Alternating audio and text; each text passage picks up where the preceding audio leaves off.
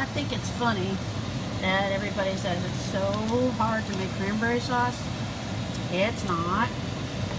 What I do is I take 2 bags of cranberries, since we like it on our leftover turkey sandwiches, and I take 2 cups of water, 2 cups of sugar. So basically same amount of sugar for however many cups of cranberries you're going to use. And you let the water and the sugar come to a really good big boil. Put in your cranberries. Then you bring it back to a boil. And you continue to boil that. And what the cool thing I like about cranberry sauce is, as it cooks, the berries pop. So it sounds like popcorn. And then if you have a potato masher, when you start seeing it get thick, like this is getting, this is whole cranberry sauce, by the way. Then you take the potato masher and you smash those berries till they're almost all crushed. If you don't have a potato masher, you can use a pastry blender. And this over here, this is what I use because I could not find my potato masher. It's a pastry blender. Basically does the same thing. Then you smash them berries up. Now, they're supposed to cook just like homemade candy to a certain temperature to a hardball stage, or a semi-hardball stage. You don't want them, you don't want it to be like the jelly kind. So when you see it bubbling really good and tight like this, you get a measuring cup, put some ice cubes in, a little bit of water, so that water gets good and icy cold.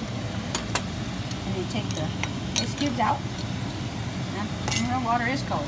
Then take the tip of your spoon and just drop a little bit, just a couple drops, into the ice water. And you want to look at what forms, if anything. Now, as you can see, it looks like little globules in there.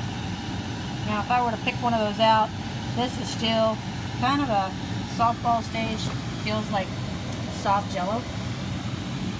So you don't want it to get like jello in the sense of being really hard, because as this cools, it's going to do exactly like it's supposed to, kind of like a jello or like a hard candy.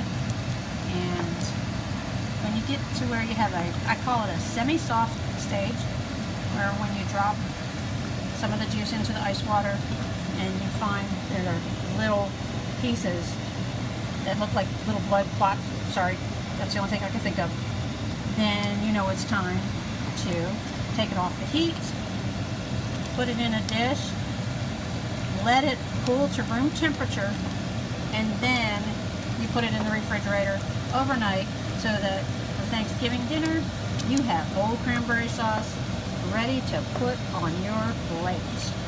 And that's my cranberry sauce recipe. Everybody always asks me, how do you make homemade cranberry sauce? It's so easy, it's almost disgusting. Well, this is about ready to put into a dish to cool to room temperature, and then it's going in the fridge.